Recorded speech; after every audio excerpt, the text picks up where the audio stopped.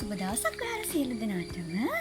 අද මම මේ වීඩියෝ එකේ මොනවා ගැනද කියලා දෙන්නේ කියලා ඔයාලා දැක්ක ගමන් දන්නවා. දේශීය රෝස.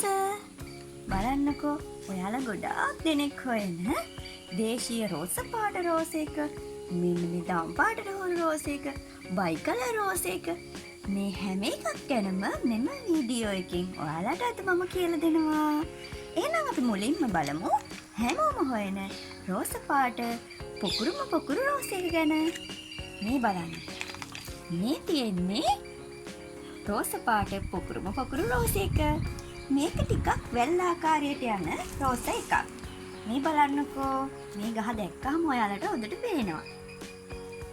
මේක ටිකක් වැල් ආකාරයට යන පොකුරු මල් හැදෙන ලස්සන රෝස එකක්.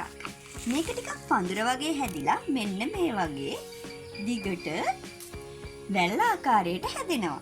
මේ බලන්නකෝ මේ මල නැවිලා තියෙන්නේ. ඉතින් ගොඩ දෙනෙක් මේ දේශීය රෝස එක හොයනවා. මේ බලන්නකෝ මේ රෝස එක අතු පැලයක්.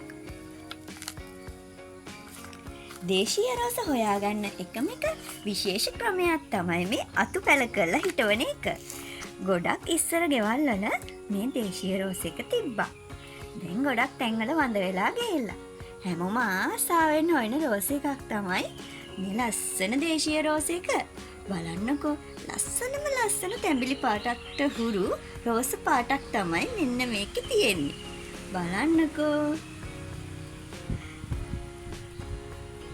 පොකුරු රෝස මලක් පිපෙන්නේ.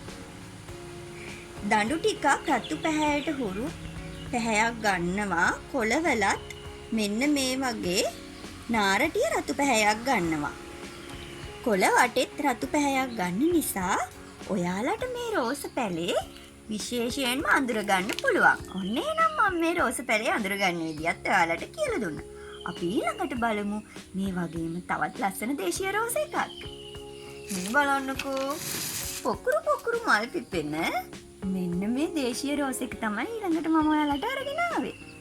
එක ටිකක් තද රෝස පැහැයට උරු දම් පැහැයක් ගන්නවා. මේ බලන්නකෝ. මේ වගේ මේ රෝස එකේ විශේෂත්වය තමයි හැම අත්තකම මල් පොකුරු එන එක. බලන්නකෝ. අතු තියෙන ප්‍රමාණයටම මේකේ මල් පිපෙනවා. මේකත් අතු පැලයක්. මේ බලන්න මේකත් අතු පැලයක්. මේකේ මල්වල පොහොට්ටුවෙන් තමයි ගොඩ දෙනෙක්ට හොයාගන්න පුළුවන් වෙන්නේ. මෙන්න මේ වගේ ලස්සන හැඩයක් තියෙන පොහොට්ටුවක් තමයි තියෙන්නේ. පිපෙන්න පෙර පොහොට්ටුව මෙන්න මේ වගේ තද දම් පැහැයට හුරු රෝස පාටක් ගන්නවා. පිපුණාට පස්සේ මල මෙන්න මේ වගේ. පරවෙද්දි මල මෙන්න මේ වගේ හැඩයකුත් ගන්නවා. බලන්නකෝ එන්න මලේ පැහැය වෙනස් වෙලා තමයි පාර වෙන්නේ. හොඳටම පාර වෙද්දි මෙන්න මේ වගේ පහටක් ගන්නවා. ඉතින් ඔයාලට මෙන්න මේ රෝස එකත් දේශීය රෝස එකක් විදියට මට හඳුන්වා දෙන්න පුළුවන් තවත් රෝස එකක්. ඊළඟට බලමු අපි නෙළුම් රෝස මලක් වගේ ලස්සන තවත් දේශීය රෝස එකක්. මෙන්න බලන්නකෝ මේ මලේ ලස්සන තද රෝස පැහැයක් එක්ක සුදු පාට මික්ස් වෙච්ච ලස්සන රෝස එකක් තමයි මේ තියෙන්නේ. බලන්නකෝ එකක් දේශීය රෝස එකක්. මේ රෝස එකේ අංකුර එනවා. මේ වගේ එන මේ චූටි අංකුර වලින් තමයි මේ ගහේ වර්ධනය සිද්ධ වෙන්නේ. කටු ටිකක් ලොකු කටු තියෙන්නේ. බලන්න රෝස පැහැයට හුරු කටු තමයි මෙන්න මේ රෝස එකේ තියෙන්නේ. විශේෂයෙන් මේ රෝස එක අඳුර ගන්න පුළුවන් අන්නේ හේතුව නිසායි තද කොළ පැහැති පාටක් ගන්නවා මෙන්න මේ රෝස එකේ කොළය. මේ බලන්නකෝ. මේ රෝස හැම එකටම වැඩිය මේ රෝස එකේ කොළේ පැහැය වෙනස්. ඒ නිසා ඔයාලට මේ රෝස එක අඳුර ගන්න පුළුවන්. ඊළඟට අපි බලමු තවත් ලස්සන දේශීය රෝස එක. මේක නම් ලොකු පැල ඉවරයි. ලා රෝස පැහැයක් ගන්න තවත් ලස්සන දේශීය රෝස එකක් තමයි මේ තියෙන්නේ. මේකෙත් අතු පැලයක් තමයි පැල කරලා තියෙන්නේ. ඔයාලට මේකත් අඳුර ගන්න පුළුවන්. ටිකක් කොළය ටිකක් පැටලි මහත පෙනුමක් ගන්න කොළයක්. පොහොට්ටුව ලා කොළ පහට හුරු පාටක් ගන්නවා. මෙන්න මේ වගේ මලේ පැහැය සුදු පාට හුරු රෝස පාටක් වගේම පෙත්ති ඉරක් යනවා.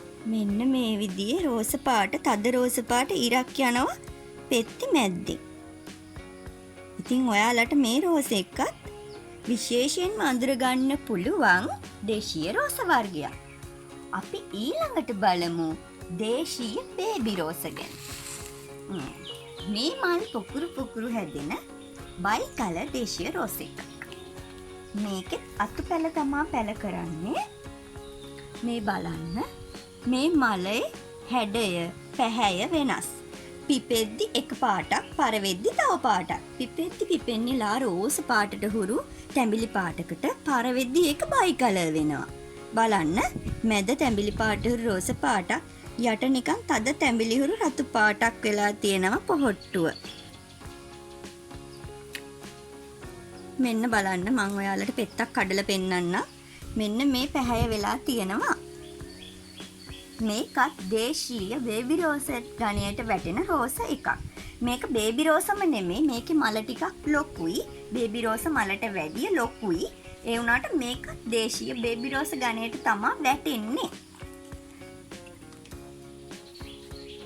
දැන් ඔයාලට මම කියලා දෙන්නම් කහපාට දේශීය රෝස ගැන. මේ තියෙන්නේ තදම තද කහපාට දේශීය රෝස එකක්. බලන්නකෝ මේ පාටේ තද. හරිම ලස්සන තද පැහැයක් ගන්න දේශීය රෝස එකක් තමයි මේකත්. මේ දේශීය රෝස හැම එකකම අතු තමා පැලවෙන්නේ. මේ දේශීය රෝස කිසිම එකක් බත් කරලා හදන්නේ නැහැ. ඉතින් ඔයාලා මල් ගද්දි හොඳට බලන්න.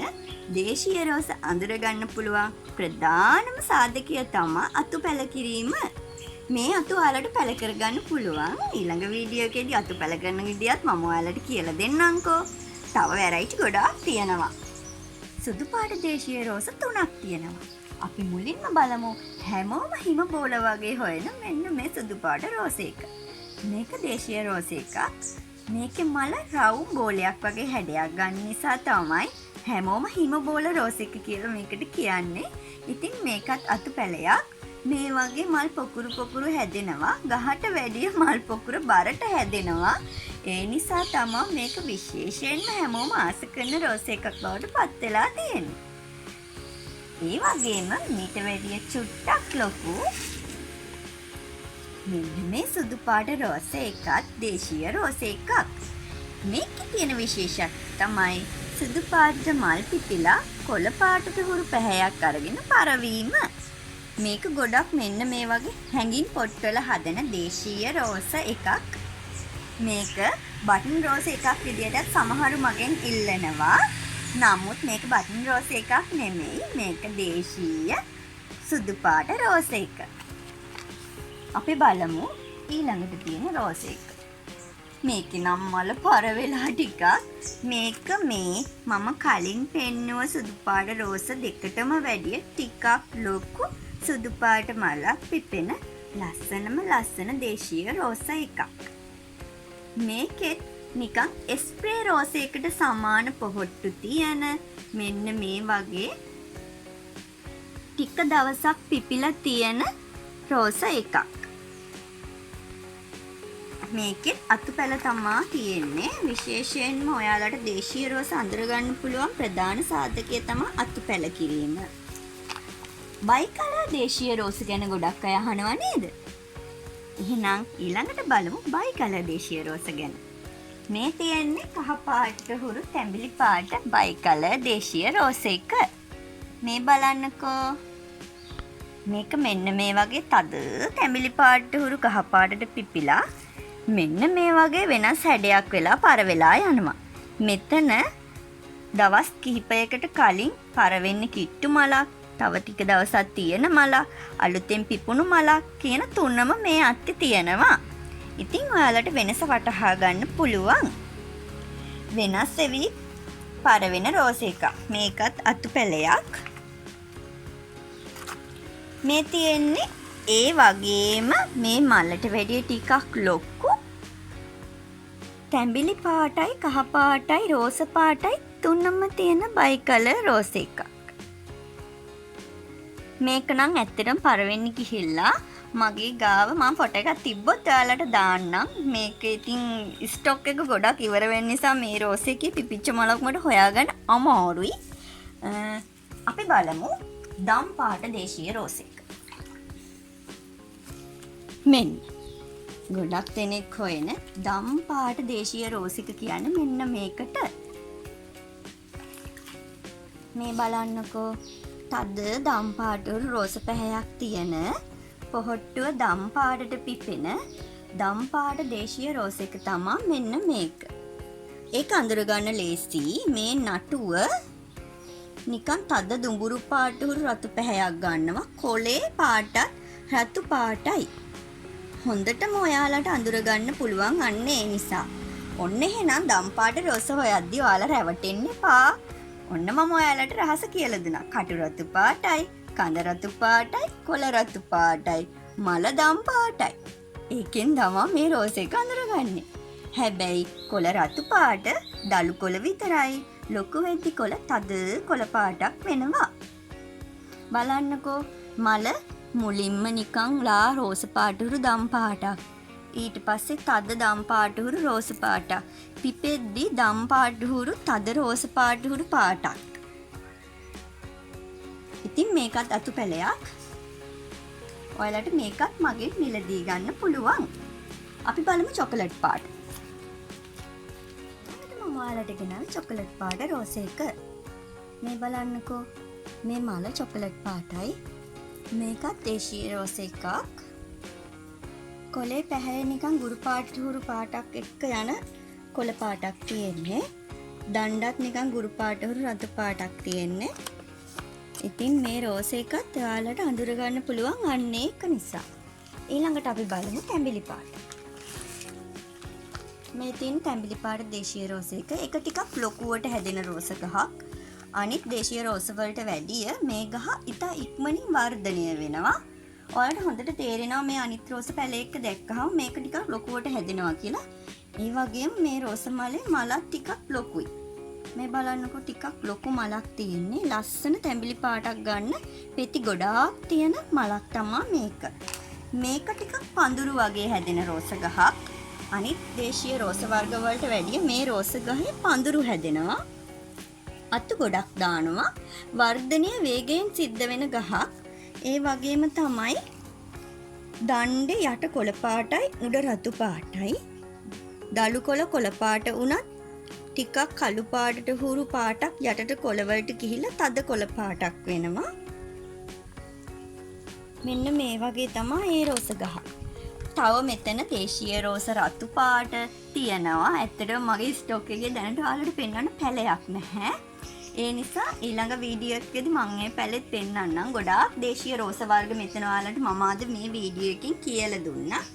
මේ බේබි රෝස නෙමෙයි. සාමාන්‍ය බේබි රෝස නෙමෙයි.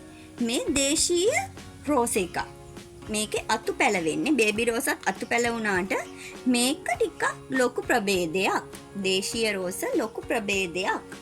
ඉතින් මේ බලන්නකො මේ රෝස පාට, මෙන්න මේ සුදු පාට, මේ කහ පාට, මේ බයි කලර්, මෙන්න මේ මල් පොකුරු පිපෙන එක. ඉතින් ඔයාලා ගොඩ දෙනෙක් හොයන රෝස එකක් තමයි මේ. ඉතින් ඔයාලට මේ වගේ හොඳට වර්ධනය වෙච්ච මේ වගේම ලස්සන රෝස පැල මිලදී ගන්න පුළුවන් මලී ප්ලාන්ට් නර්සරි මගේ Facebook page එක හරහා එකතු වෙන්න. ඒකෙන් ඔයාලට මගෙන් මේ වගේම නිරෝගී පැල මිලදී ගන්න පුළුවන්. වගේම මේ රෝස ගහට දාන පෝර මොනවද කියලා ගොඩක් අය අහනවා.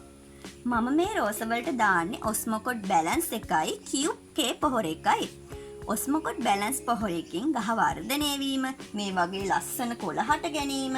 බලන්න මේ රෝස ගස් වලට ලෙඩ නැහැ. මේ ලෙඩ රෝග වලින් ආරක්ෂා වෙන්න ඔස්මොකොඩ් පොහොර එක විශේෂයෙන්ම බලපානවා. ඒ වගේම ඔයාලට පුළුවන් නම් ඇල්බර්ට් සොලියුෂන් ඩියර් පොහොර එක සතියට වතාවක් රෝස වලට ස්ප්‍රේ කරන්න. එතකොට මේ රෝස ගහට ශක්තිය ලැබෙන්න, රෝස ගස් ලස්සන වෙන්න, මල් පිපෙන්න විශේෂයෙන්ම හේතුවක් වෙනවා. මේ රෝස හදන්නේ කොහෙද? ඇත්තටම මේ රෝස එකට උදේ අවුව අනිවාර්යෙන් වැටෙන්න ඕනේ. අවුව නැතුව හෙවනේ නම් මේ රෝස හදන්න එපා. ඔයාලට පේනවනේ මේ රෝස හැම එකකම කටු තියෙනවා. ඉතින් කටු සහිත ශාකවලට ඉතාම ඉක්මනට හිරුවලියට ආකර්ෂණය වෙන්න නිසා හිරුවලිය ප්‍රිය කරන ශාකයක්. ඉතින් ඒ නිසා අව්වේ හදන්න තද අව්ව වැටුණත් කිසිම ගැටලුවක් නැහැ. කොළ කහපාට වුණොත් මැංගොසෙෆ් දියර පොහොරක යොදන්න. ඒ වීඩියෝ එකත් රෝස වගා කරන මගේ වීඩියෝ එකේ තියෙනවා. ඔයාලට පුළුවන් සාමාන්‍ය මිශ්‍ර කරන ප්‍රමාණය එක්කම ඒ වීඩියෝ එක බැලුවොත් ඔයාලට දැනගන්න. ඉතින් තවත් මේ රෝස පිළිබඳ ගැටලුවක් තියෙනම් මගේ ඉන්බොක්ස් එකෙන් මට අහන්න පුළුවන්. මම ඔයාලට මේ හැම දෙයක් ගැනම කියලා දෙන්නම්. ඉතින් මේ රෝස් දඬු පැලවෙනවා. මම රෝස පැල කරන වීඩියෝ එකක් තාම ඔයාලට අරගෙන ඇවිල්ලා නැහැ. අනිවාර්යෙන් ඉදිරියේදී රෝස අතු පැල කර ගැනීම පිළිබඳ වීඩියෝ එකක් මම ඔයාලට අරගෙන එන්නම්. එහෙනම් මේ වීඩියෝ එක නරඹපු හැම දිනාටම බොහොම ස්තුතියි. සුබ දවසක්.